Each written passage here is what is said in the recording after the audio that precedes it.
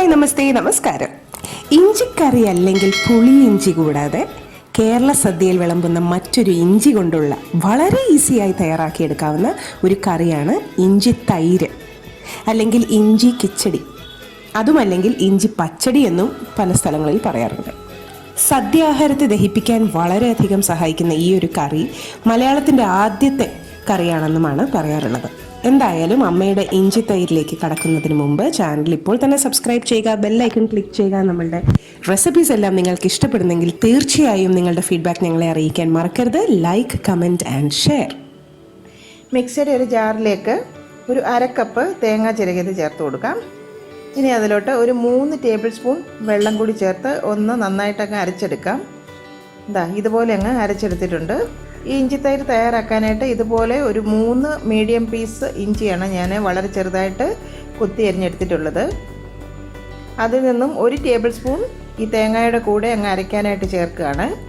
ബാക്കി നമുക്ക് അവസാനം ഒന്ന് വഴറ്റി ചേർക്കാം. ഇതിനി ഒന്നുകൂടി ഇഞ്ചിയും കൂടി ചേർത്ത് നന്നായിട്ടങ്ങ് അരച്ചെടുക്കാം. ഇതിപ്പോൾ ഒരു ബൗളിൽ 2 കപ്പ് നല്ല കട്ട തൈര്, അത്യാവശ്യം പുളിയുള്ളത് തന്നെയാണ് കേട്ടോ. ഇത് നന്നായിട്ട് കട്ടയൊക്കെ ഉടച്ചെടുത്തിട്ടുള്ളതാണ്, കണ്ടില്ലേ. ഇതിലോട്ട് നമ്മൾ അരച്ചെടുത്ത തേങ്ങയുടെ കൂട്ട് കൂടി ചേർത്ത് കൊടുക്കാം.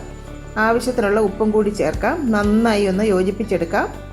ഇതുപോലെ 1 സ്പൂൺ ഇഞ്ചി തേങ്ങയുടെ കൂടെ അരച്ച് ചേർക്കുമ്പോൾ ഇഞ്ചിയുടെ ഒരു നല്ല ഫ്ലേവർ ഇതിന് കിട്ടും. അവസാനം ഒന്ന് വഴറ്റി ചേർക്കുന്നതുകൊണ്ട് തന്നെ ഇഞ്ചിയുടെ അധികം കുത്തൽ ഉണ്ടാകത്തുമില്ല. ഉപ്പൊക്കെ ഒന്ന് നോക്കാം. അല്പം കൂടി ഉപ്പ് വേണം. ഇനി ഒരു പാനിലേക്ക് 2-3 ടേബിൾ സ്പൂൺ വെളിച്ചെണ്ണ ചേർത്ത് കൊടുക്കാം. എണ്ണ നന്നായി ചൂടായി വന്നാൽ 2 ടീസ്പൂൺ കടുക് ചേർക്കാം. കടുക് പൊട്ടിക്കഴിഞ്ഞാൽ 4 പച്ചമുളക് ഇതുപോലെ ചെറുതായിട്ട് വട്ടത്തിൽ കൊത്തി എരിഞ്ഞതാണ്, അതും കൂടി ചേർക്കാം. ഈ ഇഞ്ചിയിൽ നിന്ന് 1 ടേബിൾ സ്പൂൺ നമ്മൾ ആദ്യം അരച്ച് ചേർത്തല്ലോ, ബാക്കി ഇഞ്ചി ഇതിലോട്ട് ചേർക്കാം. ഇനി അതിലോട്ട് 2-3 തൊട്ട് കറിവേപ്പില കൂടി ചേർക്കാം.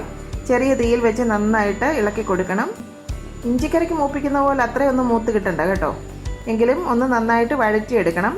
അതിൽ ആ വെള്ളമയമൊക്കെ പോയി കിട്ടുന്ന ആ ഒരു സമയമുണ്ടല്ലോ, അത്രയും മതിയാകും. ഇത്രയും മതി. ഇതിനി നമ്മുടെ ആ തൈരിൻ്റെ കൂട്ടിലേക്ക് ചേർത്ത് കൊടുക്കാം. ഒന്നങ്ങ് ആ സ്പൂൺ കൊണ്ട് മിക്സാക്കി ഇളക്കിയെടുക്കാം.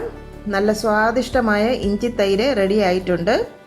ചില സ്ഥലങ്ങളിൽ ഇതിനെ ഇഞ്ചി പച്ചടി എന്ന് പറയും. ഞങ്ങളുടെ സൈഡിലൊക്കെ ഇഞ്ചി കിച്ചടി എന്നും പറയാറുണ്ട്. പച്ചടി എന്ന് ഞങ്ങളുടെ സൈഡിലൊക്കെ പറയുന്നത് ഈ മധുരക്കറിക്ക് മാത്രമാണ്. അപ്പം ചില സ്ഥലങ്ങളിൽ അങ്ങനെയാണ് പറയുന്നതെന്ന് എനിക്ക് തോന്നുന്നു. ഈ ഒരു ഇഞ്ചിത്തൈര് നമ്മുടെ സദ്യയ്ക്ക് വളരെ സ്വാദിഷ്ടമായ, പെട്ടെന്ന് തയ്യാറാക്കിയെടുക്കാവുന്ന, സദ്യ കഴിച്ചതിന് ശേഷം നമ്മുടെ ആ ദഹന പ്രക്രിയയൊക്കെ വളരെയധികം സഹായിക്കുന്ന ഒരു കറി തന്നെയാണിത്. അപ്പോൾ എല്ലാവരും വരുന്ന സദ്യയിൽ ഇത് ഉണ്ടാക്കി നോക്കി അഭിപ്രായമൊക്കെ കമൻറ്റ് ബോക്സിൽ കൂടി ഞങ്ങളെ അറിയിക്കണം.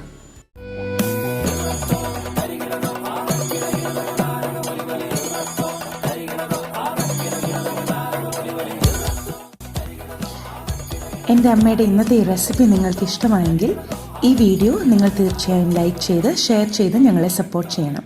ഒപ്പം തന്നെ കറി വിത്ത് അമ്മ സബ്സ്ക്രൈബ് ചെയ്യാനും ബെല്ലൈക്കൺ ക്ലിക്ക് ചെയ്യാനും മറക്കരുത്. പെട്ടെന്ന് തന്നെ ഞാനും അമ്മയും മറ്റൊരു റെസിപ്പിയുമായി എത്തും.